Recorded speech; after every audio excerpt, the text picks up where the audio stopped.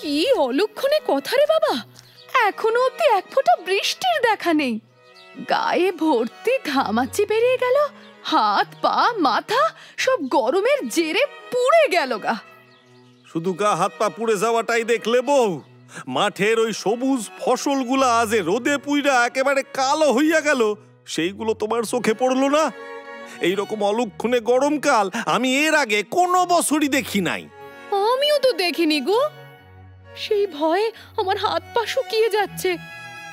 ফসলি যদি নষ্ট হয়ে যায় তাহলে খাবো কি? বলি হ্যাঁ গো, আজ সভায় গিয়ে জমিদার বাবুর সাথে একবার এটা নিয়ে কথা বলো না গো। হ্যাঁ, আমিও তাই ঠিক করছি। আজ সভাতে গিয়া হুজুরের সাথে এইটা নিয়েই কথা কমু। গণেশ দাদা, ও গণেশ দাদা, গণেশ দাদা গো বাড়ি আছো নাকি? মাঠের ফসল নষ্ট হয়ে যাচ্ছে, তাই কি করবে বুঝতে পারতাছো না? এই প্রশ্ন নিয়েই আমার কাছে আইছো তো? হ্যাঁ গো গণেশ দাদা, আমাদের তো মাথা কাজ করছে না। তা তোমাদের দুজনরে একসাথে আসতে দেখেই বুঝছি। শোনো, আমি ঠিক করেছি আজকে সভাতে গিয়া হুজুরের কাছে এই অনাবৃষ্টির প্রসঙ্গটাই তুলবো। আচ্ছা গণেশ দাদা, তুমি একটু জমিদার বাবুকে বুঝিয়ে সুঝিয়ে বলো, নইলে তো না খেতে পেয়ে মারা যাব। দাঁড়াও ভাইয়া দাঁড়াও, আগে আমি হুজুররে বুঝায় বলি। হুজুর নিশ্চয়ই এর কিছু না কিছু একটা প্রতিকার বাইর করবেন। হুজুর, যা গরম পড়েছে, এবারে তো হাড়ির ভিতর চাল আর জল দিয়ে ছাদে রেখে এলেই ভাত হয়ে যাবে। তাও তো ভালো নায়েব মশাই, আপনি এখনো ভাত বানানোর জন্য চাল পাচ্ছেন, কিন্তু পরের বছর থেকে তো আর চালটাও পাবেন না। তখন আমাদের না খাইয়াই মরতে হইবে। কেন গণেশ, তুমি হঠাৎ এরকম অলক্ষণে কথা কেন বলছো? হুজুর, অনাবৃষ্টির কারণে আজ সারা রাজ্যে যে খরা পরিস্থিতি তৈরি হয়েছে তা তো ভয়ঙ্কর। হ্যাঁ তা তো ঠিক, কিন্তু রোদ ঝড় জল বৃষ্টির উপর আমাদের তো নিয়ন্ত্রণ নেই। আমরাই বা কি করতে পারি বলো? হুজুর একদম ঠিক কথাই বলেছেন। খোদার উপর খোদগাড়ি করলে ঈশ্বরের রোষের মুখে পড়তে হবে। জন্ম মৃত্যুর মতোই এই বিষয়টাও পুরোপুরি ঈশ্বর দ্বারা নিয়ন্ত্রিত। খরা বন্যা এগুলো রোধ করার ক্ষমতা মানুষের নেই। আরে রোধ নাই বা করতে পারলাম, কিন্তু এর উপযুক্ত প্রতিকারের ব্যবস্থা তো করতে পারি। সেটা কি রকম গণেশ? দেখেন হুজুর, এই কথা তো আমরা সকলেই জানি যে আজ যতই অনাবৃষ্টি হোক না কেন, কাল না হয় পরশু না হয় 1 মাস বাদে ওই প্রকৃতির নিয়মে বৃষ্টি হইবেই, ফলে বন্যা পরিস্থিতি তৈরি হইবে। সেই বন্যার জলকে যদি আমরা বাঁধ তৈরি করে সংরক্ষণ করে রাখতে পারি, তাইলে পরের বছর আবার খরা পরিস্থিতি তৈরি হইলেও আমরা তার প্রতিকার করতে পারুম। ফসল চাষ হইবে, মানুষের মুখে হাসি বজায় থাকবে। দেখো দেখো, গণেশের বিটকেল বুদ্ধিটা দেখো। এখন এই শয়তান হুজুরের কানে বাঁধ তৈরির পরামর্শ দিচ্ছে, কিন্তু খরা বা বন্যা হলে তো আমারই লাভ। তখন মানুষের কাছে অর্থ থাকবে না, আর সেই সুযোগে আমি চড়া সুদে টাকা খাটাবো আর প্রচুর প্রচুর টাকা মুনাফা কামাবো। কি হইল হুজুর, আপনি চুপ করে আছেন কেন? আপনার কি আমার প্রস্তাবটা পছন্দ হইল না? আরে না না, পছন্দ হবে না কেন? এটা তুমি খুব ঠিক কথা বলেছো গণেশ। কি হেলাঠিয়াল, তোমার কি মনে হয়? গণেশ খুব ভালো বুদ্ধি দিয়েছে হুজুর। খরা হোক বা বন্যা, তার হাত থেকে আমাদের বাঁচাবে একমাত্র বাঁধ। কিন্তু তার সাথে সাথে হুজুর, আমার মনে হয় বেশ কিছু পুকুর কাটানোর ব্যবস্থা করতে হবে। সেই পুকুরের জল দিয়েই চাষাবাদ এবং গৃহস্থালির কাজকর্ম করা যাবে। নায়েব, এই তাহলে শুনলে তো, এবার চটপট বাঁধ তৈরি এবং পুকুর কাটাবার কাজ শুরু করে দাও। না হুজুর, এই কাজ আমি শুরু করতে পারবো না। সে কি, কেন পারবে না? হুজুর, পুকুর কাটতে কিংবা বাঁধ তৈরি করতে প্রচুর টাকা লাগবে, আর সেই টাকা এখন ভাড়ারে নেই। কেন ভাড়ারে সেই টাকা নেই কেন? হিসেব না হওয়া অবধি পুরোটা তো বলতে পারবো না হুজুর, কিন্তু মোদ্দা কথা, ভাড়ারের অবস্থা খুবই খারাপ। ভাড়ারের অবস্থা তো খারাপই হইবে যখন ভাড়ারের তদারকির ভার আপনার হাতে নায়েব মশাই। ভাড়ারের ঘটের ওপর যখন আপনি আম্রপল্লব হইয়া বইসা আছেন, খারাপ না হয়ে যাবে কোথায়? খবরদার খবরদার বলছি, খুব খারাপ হয়ে যাচ্ছে। কিন্তু গণেশ, কি বলতে চাইছো তুমি? আমি রাজকোষ থেকে টাকা সরাই? আচ্ছা বেশ, যদি সৎ সাহস থাকে তাইলে হিসেবের খাতাটা সবার সামনে এনে দেখান দিনি। কি, আমাকে এত বড় অপমান? থাকবো না আমি। হুজুর হুজুর, আপনি আমায় আলোয় আলোয় বিদায় দিন, ভালোই ভালোই আমি বাড়ি চলে যাই। উফ, থামো তো তোমার এই নাকে কান্না। রাজ্যের আকাশে বিপদের কালো মেঘ নিয়ে এসেছে, আর তুমি এখানে এইভাবে নাকে কান্না করছো? ছি ছি ছি ছি ছি ছি ছি। মানছি আমাদের কাছে অত পুকুর কাটানোর মতো বিপুল পরিমাণের অর্থ নেই, কিন্তু তার পরিবর্তে কি করা যায় সেটা তো ভেবে বের করো। যাক বাবা, এই নাকে কান্না কেঁদে রাজকোষের হিসেব দেখানোর এই ঝুপকিটা থেকে তো বেঁচে গেলাম, নইলে কি বিপাকে এই যে পড়তাম। যথাজ্ঞে হুজুর। কি হে কাপালি, তুমি বুঝতে পেরেছ তো আমি কি বলতে চাইছি? তুমি যেরকম বলছো সেরকম তন্ত্র মন্ত্র তো আমি করে দেব, কিন্তু তারপরে যদি বৃষ্টি না হয়, জমিদার বাবু তো আমাকে ছেড়ে কথা বলবে না। তখন কে বাঁচাবে আমায়? ও, তুমি না একটা আস্ত উজবুকে পরিণত হচ্ছ। আষাঢ় মাস তো পড়ে গেছে, যে কোনো সময় বৃষ্টি শুরু হলো বলে।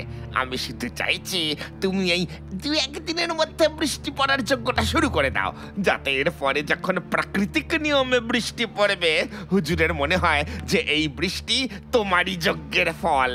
তুমি শুধু আমি যেমনটা বলছি তেমনটা করো। এসব কি নায়েব, এত বড় ফর্দ?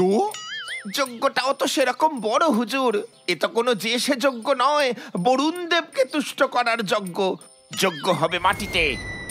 সেই যজ্ঞের ধোঁয়া এতই তেজি যেটা আকাশে গিয়ে ঘন কালো মেঘ জমাবে, সেই মেঘ থেকে বৃষ্টি পড়বে মাটিতে। এ কি আর চারটিখানি কথা? কি নিয়ে কথা হচ্ছে হুজুর, আমি কি জানতে পারি? ব্যাস, সর্বঘটে কাঠালি কলা এসে উপস্থিত।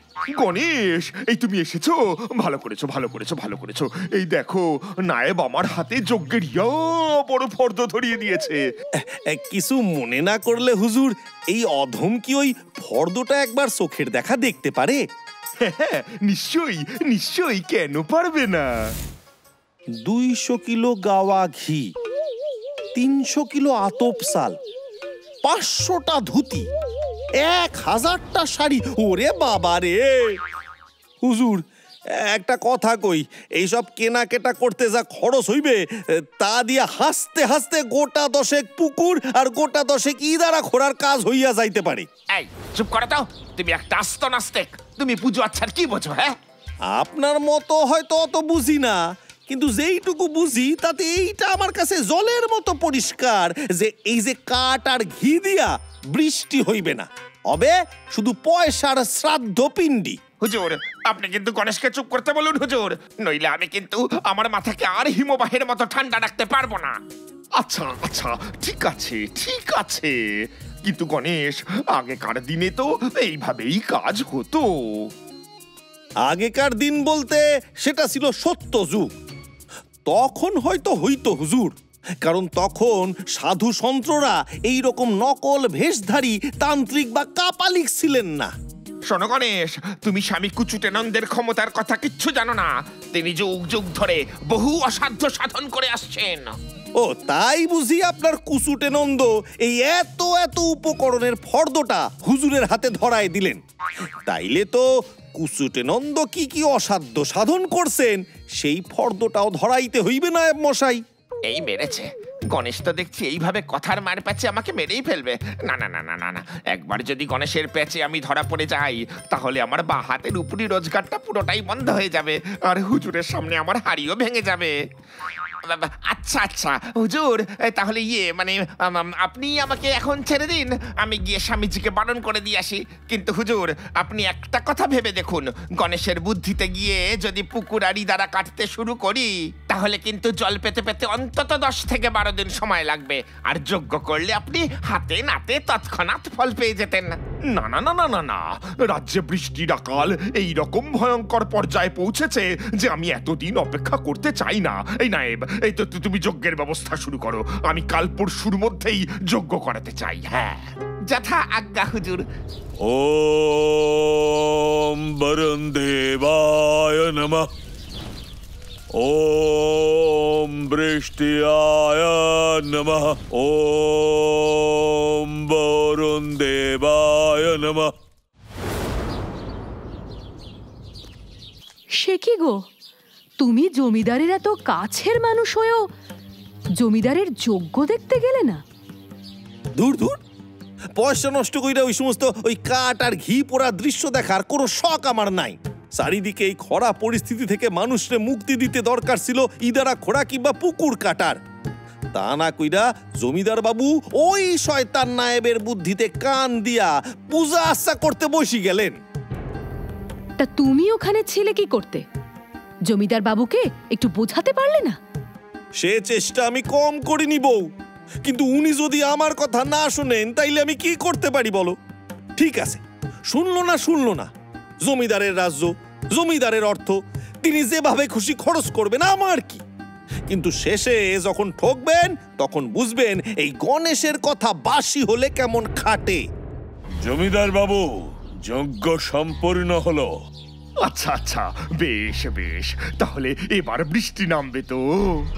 আরে নামবে না মানে? আলবাত নামবে। যজ্ঞের সময় এই যে গুচ্ছ গুচ্ছ কাঠ, ঘি পুড়ে এই যে কালো ধোঁয়াটা তৈরি হলো, সেটা কি আর নিছক মুখ দেখাতে? এই ধোঁয়া পৃথিবীর সমস্ত কালো মেঘকে এক জায়গায় করে বৃষ্টি হয়ে আমাদের রাজ্যের উপর ঝরে পড়বে। কদিনের মধ্যে? আশা করি আজ নয়তো কাল, না হলে 3 দিনের মধ্যে বৃষ্টি নামবেই নামবে।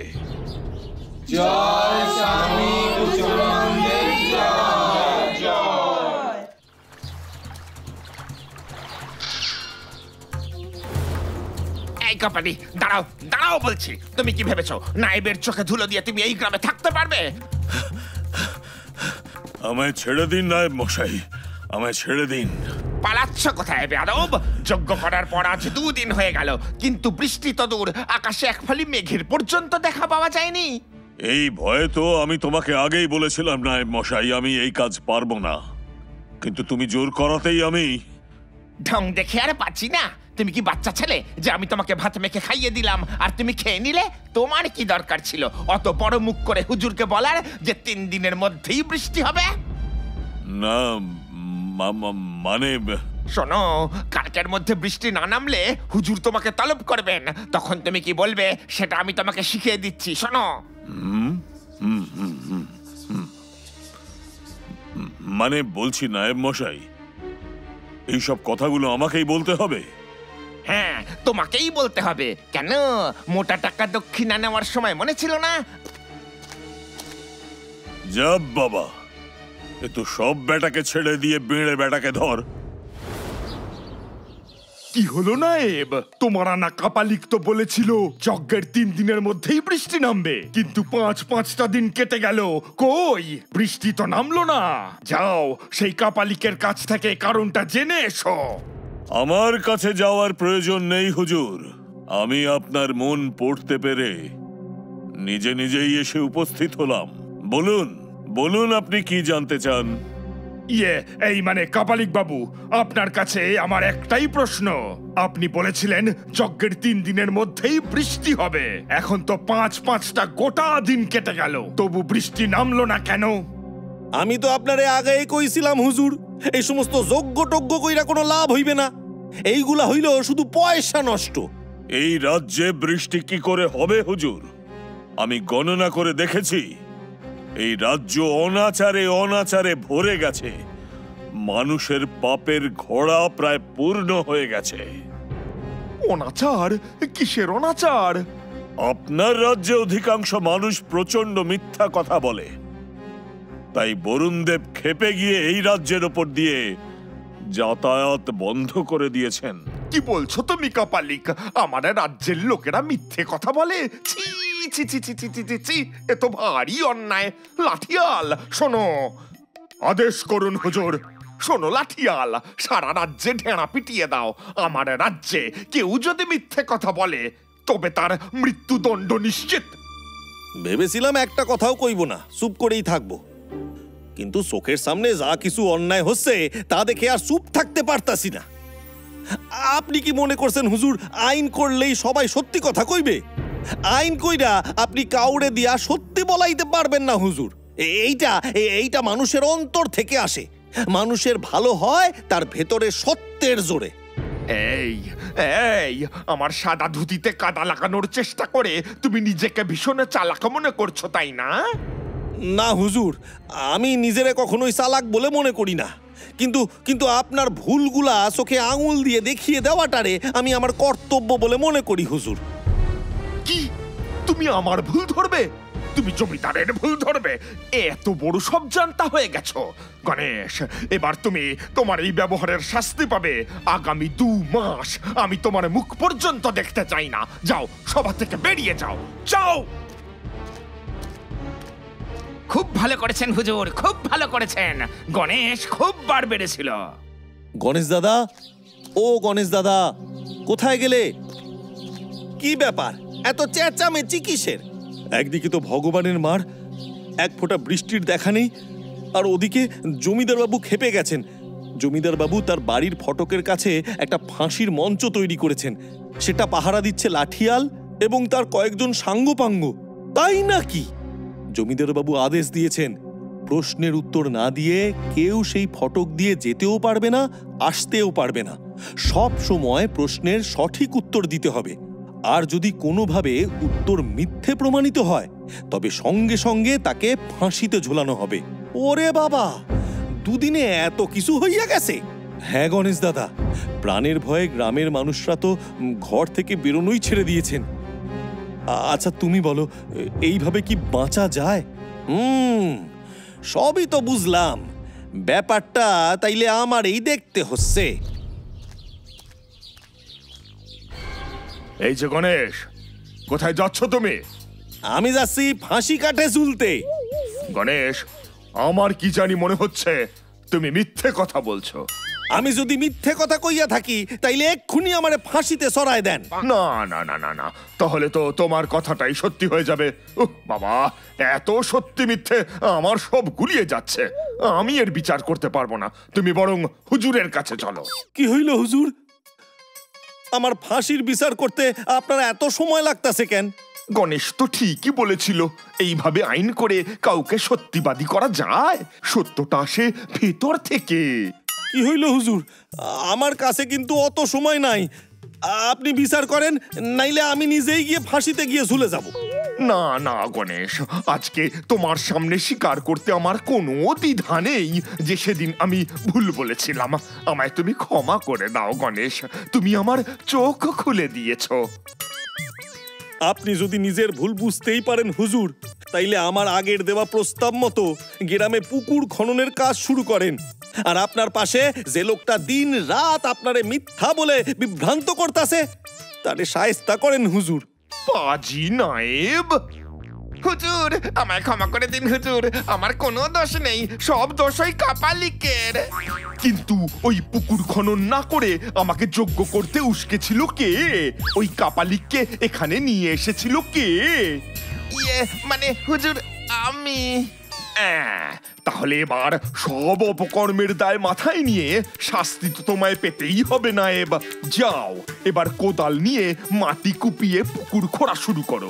এটাই তোমার শাস্তি, নইলে মাঠে তপ্ত রোদে তোমায় আর কাপালিককে বেঁধে রাখবো, আর তারপর তোমরা শুকিয়ে কাঠ হলে সেই কাঠ দিয়ে বৃষ্টির জন্য যজ্ঞ করব।